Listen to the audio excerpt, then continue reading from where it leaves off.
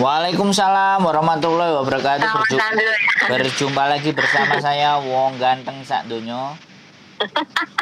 Alhamdulillah Mo Wong ganteng. Mohon tidak disebutkan nama dan identitasnya karena Nggih. sekali lagi ini akan kita naikkan ke konten YouTube kita. Bagaimana Oh, dan nggih seperti nggih apa, boleh. Mbak?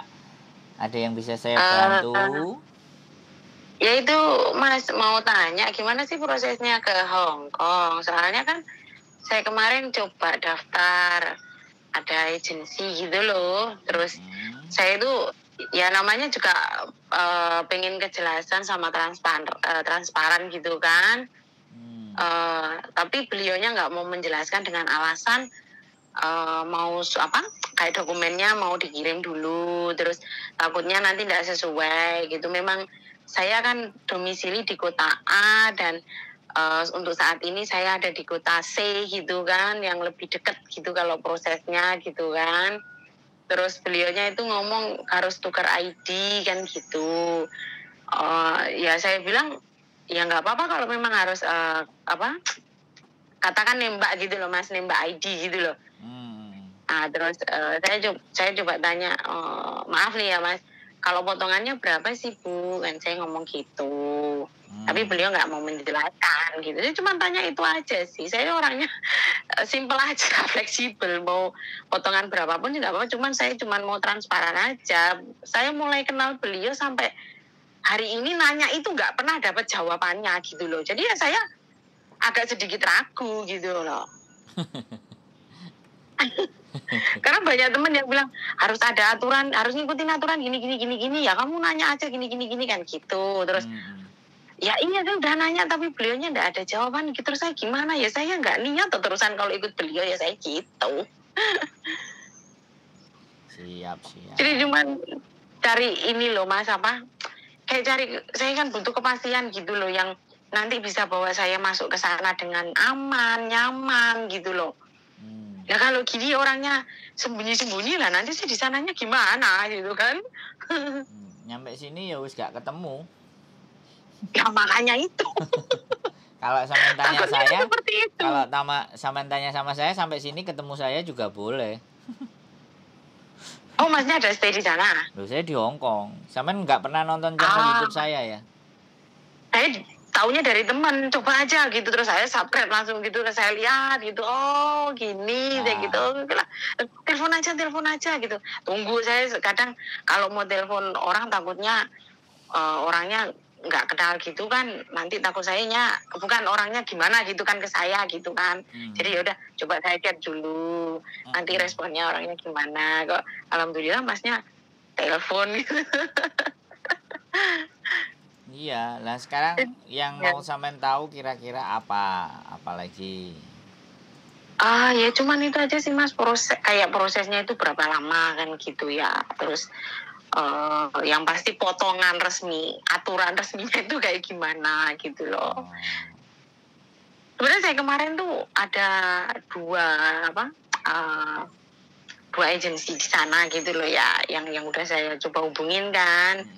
Yang satu itu nyuruh saya Edian kembali ke kota A, sedangkan saya kalau harus kembali ke kota A nggak mungkin gitu loh, karena biayanya cukup banyak nanti kalau saya harus ke sana. Saya pikir kalau biayanya banyak tanpa saya harus ke sana, kayak katakan nembak aja di kota C, ya saya nggak apa-apa gitu loh, daripada saya harus pulang lagi gitu kan. Sudah capek di badan, uangnya banyak. Sekarang itu kan ya kalau dipikir sih sebenarnya nggak boleh ya kayak gitu, cuman ya mau gimana gitu. Nah sekarang maunya sampean kalau PT maunya yang bagaimana kan gitu. PT-nya mau yang dekat sama rumah atau yang seperti apa atau yang lama ya pastinya. Kalau sekarang saya domisili di C, ya saya pengen sampean domisilinya di mana? Saya aja nggak tahu gimana ngasih rekomendasi. Oh gitu. Boleh saya jelaskan, berarti saya domisili aslinya gitu ya? Enggak, pokoknya sampean tinggal di mana dan sampean maunya bagaimana, yang kita cocokkan kan itu tuh Mbak. Oh ya, kalau domisili asli di KTP kan luar pulau gitu kan, Terus luar pulau Jawa. dimana? Nah sekarang stay-nya domisilinya saat ini di Pulau Jawa gitu. Jadi KTP-nya mana? KTP-nya luar Pulau Jawa, Mas. Oh, berarti KTP-nya masih luar Jawa. Iya, benar. Soalnya memang kebijakan baru ini, Mbak. Makanya dia nyuruh sampean untuk pindah, surat pindah kayak gitu. Surat pindah kan juga nggak susah. Kalau nggak surat pindah, PT manapun nggak mau memproses sampean yang kalau proses PT-nya itu di Jawa. Nah, soalnya yang kemarin itu mau gitu loh, Mas, mau proses saya kayak tukar. Tapi kan sampean disuruh alamat pindah dulu kan, bener nggak? Iya, pindah itu. Walaupun nanti sampean mau dibantu dengan saya, misalnya percaya dengan saya pun, ya sekali lagi kita juga akan pindah proses surat pindahnya sampean gitu loh. Seperti itu. Ya itu memang sekarang OJK-nya itu harus memang sampean berdomisili di daerah minimal Jawa, Bali oke lah, Lampung oke. Tapi kalau sudah di luar itu, nah sampean harus disuruh ngurus surat pindah. Makanya kalau PT ngurusin surat pindah itu juga bisa, bahkan saya juga bisa. Persoalannya sampean mau membayar apa enggak, kan itu aja persoalannya. Iya, benar. Iya, mereka akan seperti itu, Mbak, gitu. Jadi nggak salah juga mereka akan ngomong seperti itu. Iya, benar. Iya, kalau itu sih saya tadi kan sudah ngomong sama jenengan, kalau itu sih saya nggak masalah gitu kan. Yang penting saya nggak harus pulang gitu loh ke sana gitu kan. Kalau saya pulang ke sana biaya gitu loh, Mas. Terus capek juga kan pastinya perjalanan kan, maaf nih ya gitu. Terus ya kalau cuman pindah aja sih saya pikir nggak apa-apa gitu kan, karena itu memang sudah prosedur mau bayar berapa kan gitu. Masalahnya kalau ini sudah saya pindah katakan ya, terus saya tadi kan saya katakan kan saya cuma tanya saya kena katakan potongannya berapa bulan sih Kak yang sebenarnya gitu loh, saya itu tanya dan nggak pernah dapat jawaban gitu. Kalau sampean tanya sama saya potongan ya, beberapa yang sudah berangkat di PT saya itu rate-nya antara 2.000 sampai 2.300. Tapi kemarin ada yang terakhir yang memang dia datanya sama sekali tidak sama. Karena dia pindah agama, menikah dengan orang Muslim, dari agama Katolik pindah ke Muslim. Jadi KTP-nya semuanya nggak sama, dia kena potongan sampai di 2.800 per 1 bulannya, dan itu selama 6 bulan. Itu karena sama sekali. Terus kemarin juga ada yang juga dari Taiwan, dia nggak bawa data apapun, cuman paspor aja. Jadi disitulah mungkin orangnya harus memastikan data sampean dulu untuk biar tahu beberapa kepastian potongannya. Nah, saya juga nggak bisa menyampaikan rate-nya bisa di 2.000 sampai 2.300. Tetapi kan kita nggak ngerti juga kalau KTP-nya sampean ternyata harus diurus lagi surat pindah. Nah, itu bisa ditambahkan pula kan, ditambahkan lagi oleh PT-nya. Penjelasannya di situ. Saya pun juga tidak bisa memastikan secara pasti nanti PT-nya akan motong berapa. Tapi satu hal, kalau misalnya ternyata karena potongan itu sekali lagi potongan itu hanya akan sampean tahu ketika sampean sudah PAP dan mau berangkat, biasanya begitu, dan disuruh tanda tangan dan sampean nggak boleh punya kopinya. Itu sudah umum, makanya saya sampaikan dulu di depan. Jadi rata-rata PT tidak akan memberikan surat perjanjian hutangnya itu kepada teman-teman. Oh iya, tahu. Nah, jadi makanya jawabannya segitu. Tapi ada beberapa PT ketika saya tanya, Pak, saya mau ditanya sama anak-anak ini potongannya seberapa. Lah dia juga nggak pernah jawab ke saya. Tapi setelah mereka datang ke Hong Kong, baru surat hutangnya teman-teman saya kumpulin. Ada yang 2.300, ada yang 2.500, ada yang 2.800, ada yang 2.000. Nah, kenapa ini berbeda? Lah ketika PT ditanya pun nggak bisa memberikan jawaban. Yang kadang-kadang disitulah yang ternyata kita kan juga nggak punya PT toh Mbak. Tapi saya ada 2 PT kebetulan. Yang satu di Jakarta, yang satu di Jombang. Jadi Oh. bagaimanapun monggo. Tapi yang jelas mungkin di Indonesia ada yang ngurusi sendiri, tapi ketika di Hongkong ya ketemu dengan saya. Bahkan kembali lagi kalau potongannya sudah melebihi dan sampean bisa ndak terima, saya lagi ada cara lagi nih. Kemarin teman-teman beberapa lapor ke KJRI tapi masih belum tahu ada follow up-nya seperti apa. Tapi saya ada teman yang sudah bercerita.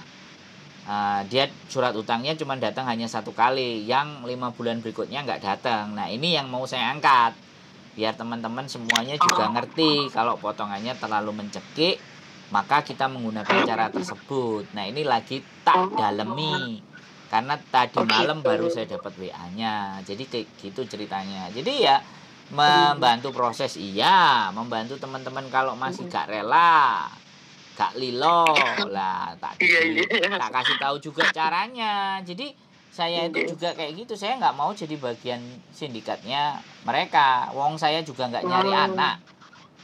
Betul. Ya kan, saya kan nggak nyari, orang telepon saya.